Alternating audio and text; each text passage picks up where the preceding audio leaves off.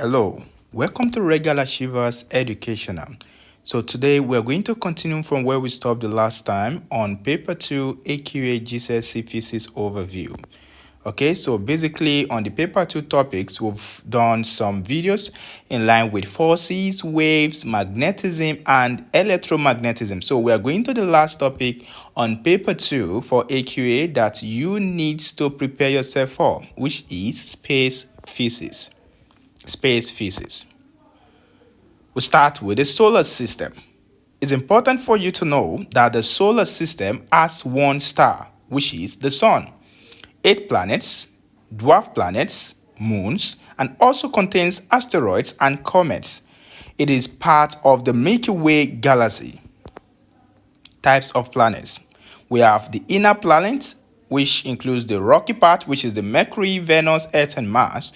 We have the outer planets, which is often called the gas giants. That involve the likes of the Jupiter, Saturn, Uranus, and Neptune. And you need to know that all planets orbit the sun. They move around the sun. So planets rotate at different speeds at the same time too. Model of the solar system. We have the early model. In the early model, we are made to understand that Earth is at the center, which is geocentric. And the modern model says that the sun is at the center, which is heliocentric. And evidence came from observations of planets and moons. So planets move in elliptical orbits, planetary orbits. Gravity keeps planets in orbit. Planets constantly change direction. The change in velocity means an acceleration. So orbit depends on gravity and the speed. Orbit and distance. The closer to the sun, the stronger the gravity. The stronger the gravity, the faster the orbit. The smaller the orbit, the higher the speed. It's important for you to know this. Birth of a star. Stars form from gas and dust clouds, and gravity pulls particles together. It's important for you to know that temperature and pressure increase at the same time, while the nuclear fusion begins, and at the same time, this results into how the star is being formed. Life cycle of stars from average star to the red giant, from the red giant to the white dwarf. Okay, and from massive star we have the supernova star, and it remains the neutron star or the black hole in the long run. Redshift. Light from distant galaxies, they shift to red. So this shows galaxies are moving away, and this suggests the universe is expanding. Big Bang evidence. Redshift shows expansion, while cosmic microwave background radiation, universe started hot and dense. In conclusion, the solar system is made up of the sun, planets, and other celestial bodies that are held by gravity.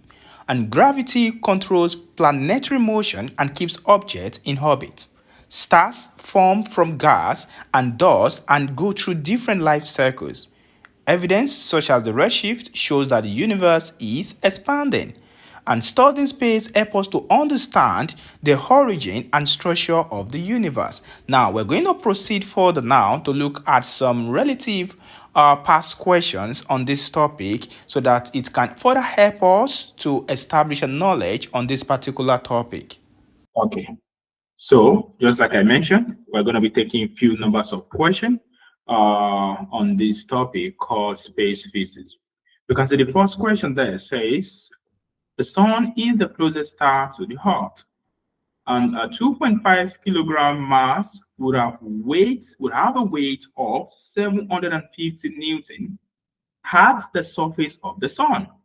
We have to calculate the gravitational field strength at the surface of the sun. We've already been given the equation, okay? We already know what our mass is, okay? Our mass is the 2.5 kilogram, and we can see our weight already is given to us in that question as 750 Newton. So we just need to put those values. That will be 750 Newton over the mass, which is 2.5, and that will give us 300 Newton per kilogram. This is going to be our answer. It's as simple as that. All right, let's take a look at another question. Let's take a look at another question. Okay. It says gravity is a non-contact force. Which of the following is also a non-contact force?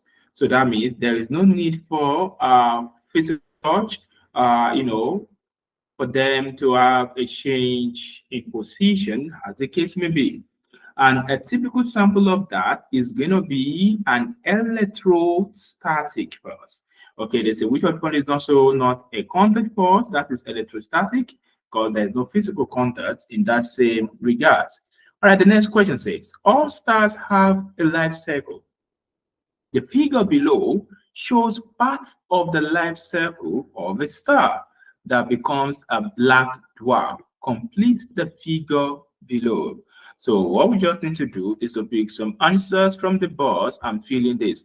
If you look at the notes, I've already highlighted this during the course of the notes.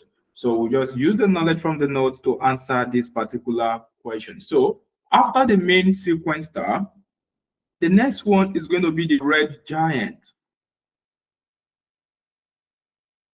And after the red giant, we have the white dwarf.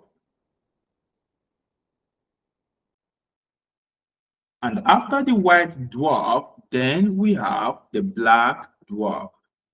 The next question says that the table below gives the mass of 3 stars compared to the mass of the sun. You can see the stars being labeled as S, Y, Z, and the mass compared to the mass of the sun, times 25, times 15, times 0.9. Okay, based on the mass. So they say which letter represents the star most likely to become a black dwarf? Which of the letter represents the star most likely to be the dwarf star? Even by looking at the mass in comparison to the sun, we'll know that it's going to be Z, because that is the one with the smallest mass. And they say, what is the reason?